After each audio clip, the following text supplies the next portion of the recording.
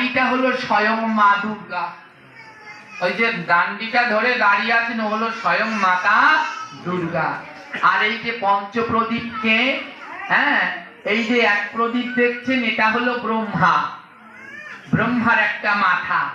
তো ব্রহ্মার ছিল 5 মাথা, ব্রহ্মার 5 মাথার এক মাথা শিব কেটে ফেলেছে। আর শিবেরও ছিল 5 মাথা। শিবেরও কয় মাথা? 5 মাথা। শিবেরও এক মাথা ব্রহ্মার অভিশাপে গেছে। হ্যাঁ, ব্রহ্মার অভিশাপে গেল শিবের এক মাথা, আর শিব কাটলো ব্রহ্মার এক মাথা। হ্যাঁ, তো এই শিবেরও ছিল 5 মাথা, ব্রহ্মারও ছিল 5 মাথা। হ্যাঁ, তো কারো আর এর বেশি মাথা নাই। কার্তিকের কয় মাথা জানেন? হ্যাঁ, কার্তিকের হলো 6টা মাথা। আমাদের এই বাবাজি গ্রহণটাদি পড়ে, সুন্দর বললেই উত্তর দিতে পারে, দু একজন দরকার। কার্তিকের 6টা মাথা, তাই তাকে বলে সরানন। শিব ঠাকুরের 5টা মাথা, তাই তাকে বলে পঞ্চানন। এই কার্তিক ঠাকুর তখন মনের ভিতরে অহংকার হয়। আপনারা কার্তিক পূজা দেন? এই কার্তিক পূজা দিতে কয়টা কার্তিক লাগে? 6টা কার্তিক। একটা বড় কার্তিক আর 5টা ছোট ছোট কার্তিক, মোট 6টা কার্তিক লাগে। মানে কার্তিক হলো 6টা। কার্তিক কয়টা? 6টা। হ্যাঁ, জানে টানে না, অনেকে এই 10-12টাও দিয়ে তো 10-12টা না, যার নিয়ম আছে তাই 6টাই নিতে হবে। হ্যাঁ, 6খান কার্তিক। এই কার্তিকের 6টা মাথা। যেই ব্রহ্মারও মাথা কাটা গেছে, শিবেরও মাথা কাটা গেছে, কার্তিকের মনে হলো অহংকার, আমি শ্রেষ্ঠ, কারণ আমার এখন 6টা, আমি আমার বাপের থেকেও বড়। আমার বাপের ছিল 5টা, তাও আবার গেছে একটা, এখন হয়েছে 4টে। আমার মহাদেবের এক মাথা দিয়ে কি হয়েছে জানে? হ্যাঁ, মহাদেবের এক মাথা দিয়ে হয়েছে নারিকেল। ওই ঘটের উপরে নারিকেল দেন কেন? নারিকেলের ছোগা দিয়ে সন্ধ্যা দেন কেন? এখন নারিকেলের ছোগা দিয়ে সন্ধ্যা দেয় না, সব মন্দিরে সব ঘরে ধূপকাঠি জ্বালায়। মহা অপরাধ। ধূপকাঠি জ্বালানো সম্পূর্ণ ঠিক নাই, যে দেয় এগুলো শাস্ত্র বিরোধী। আজ থেকে যারা এখানে বয়স্ক আছেন এখানে বলেন, আপনারা যখন আমাদের বয়সে ছিলেন এই ধূপকাঠি ছিল? হ্যাঁ, এত মোমবাতির ফ্যাশন ছিল? তখন কিন্তু দীপই জ্বালাতো আর নারিকেলের ছোবড়াই জ্বালাতো। এই ধূপকাঠি জ্বালিয়ে নিজের সর্বনাশ নিজেরা করি, নিজের সর্বনাশ নিজেরা করি। কেন জানেন? আমাদের বাস্তুশাস্ত্রে একটা জিনিস ঘরের ভিতরে জ্বালান, অনেকগুলো গাছ ঘরের ভিতরে জ্বালানো নিষেধ। আমাদের বাস্তুশাস্ত্রে কিছু কাঠ, যেমন হলো গিয়ে কাপলো গাছ, কাপলো গাছ চেনেন? এগুলো ঘরের ভিতরে জ্বালানো যায় না। হ্যাঁ, আম গাছ ঘরের ভিতরে জ্বালানো যায় না, এগুলো ভগবানের ভোগের রান্নায় লাগে না। হ্যাঁ, 3 নম্বরে হলো বাঁশ। এই বাঁশও ঘরের ভিতরে জ্বালানো যায় না, এবং বাঁশ দিয়ে ভগবানের যে কোনো ভোগের রান্না হলে তা গোবিন্দ সেবায় লাগে না।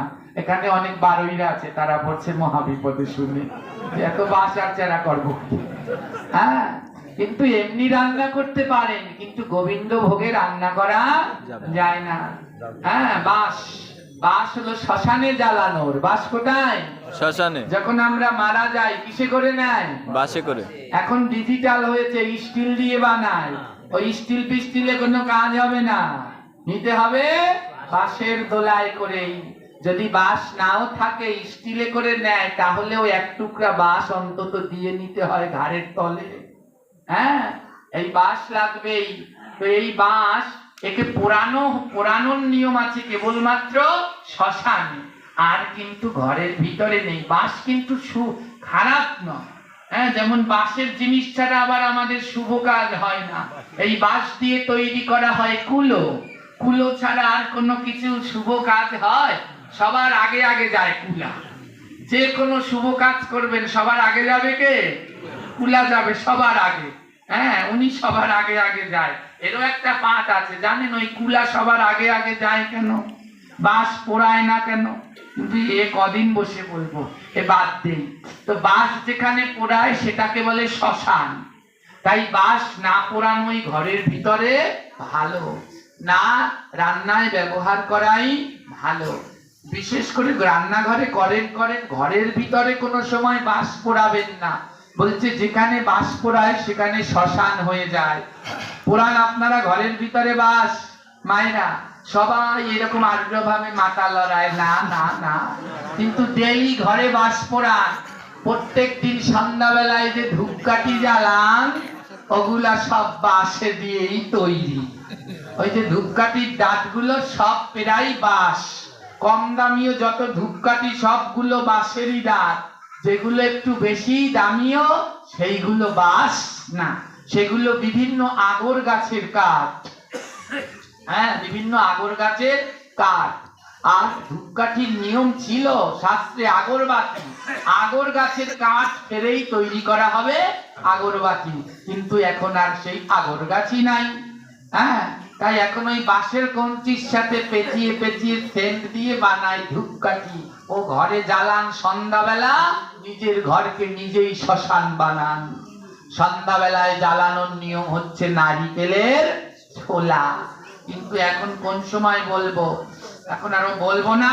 তো এই 5টা 6টা মাথা নিয়ে কার্তিকের অহংকার, অহংকারে আর বাঁচে না যে আমি আমার বাপের থেকেও বড় হয়ে গেছি, শ্রেষ্ঠ।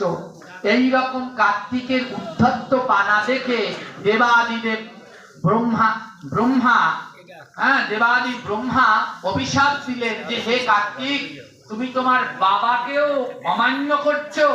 তোমার এই 6টা মাথা বলে তোমার এত বড় দুঃসাহস। আমি তো তোমায় সৃষ্টি করেছি, আমি সৃষ্টিকর্তা, তাই আমি তোমায় অভিশাপ দিলাম, তোমার 5টা মাথা এখনই পড়ে যাক। সঙ্গে সঙ্গে কার্তিকের 5টা মাথা পড়ে গেল। মাথা ছিল কয়টা? 6টা। পড়ে গেল কয়টা? তখন কার্তিক হায় হায় করে কান্না করতে লাগলো। হ্যাঁ, মাথা কেটে পড়ে গেছে, কেউ যে তার জন্য শোকতাপ করবে, শোকতাপ করে না কেউ, কান্না, কেউ মারা গেলে শোকতাপ করে। তখন কার্তিক কান্না করছে, হে প্রভু, আজ এমন সময় আমার 5টা মাথা পড়লো, কেউ আমার শোক করার জন্যেও নাই আর তাপ করার জন্যেও নাই। তখন কার্তিক নিজের ভুল বুঝতে পেরে গোবিন্দের কাছে ক্ষমা চাইলো, প্রভু আমায় ক্ষমা করে দাও, আমার এই 5টা মাথা পড়ে গেছে, তাতে আমার আপত্তি নেই, আমি ভুল বুঝতে পেরেছি, পিতার সাথে অহংকার করেছি, তাই আমার এই 5টা মাথা পড়ে গেছে, কিন্তু হে গোবিন্দ, আমার এই 5টা মাথা যেন তোমার সেবায় লাগে। হ্যাঁ, তখন ভগবান বলল, বেশ কার্তিক, তোমার এই 5 মাথা দিয়ে জগতে তৈরি হবে পঞ্চপ্রদীপ। হ্যাঁ, তোমার এই 5 মাথা দিয়ে জগতে তৈরি হবে পঞ্চপ্রদীপ, সেই প্রদীপ দিয়ে হবে আমার আরতি। আর তুমি মনে কষ্ট পেলে না যে তোমার মাথা পড়লো, তাই শোকতাপ করার জন্য কেউ নাই, তাই পঞ্চপ্রদীপ দিয়ে যেই আরতি হবে, সব ভক্তরা সেই প্রদীপের তাপ নিয়ে এই চোখে দেবে, মাথায় দেবে, তাপ নিচ্ছে, শোকতাপ। হ্যাঁ, সেই তাপ নিয়ে মাথায় দিচ্ছে। তাই প্রদীপের তাপ কয়বার নিতে হয়? প্রথমবার, তারপরে মাথায়। এর জন্য বলছে তাপ দিলে পাপ যায়। ভগবান বলল, যারা আরতির পরে তাপ দিবে তাদের পাপগুলো সব দূর হয়ে যাবে। হ্যাঁ,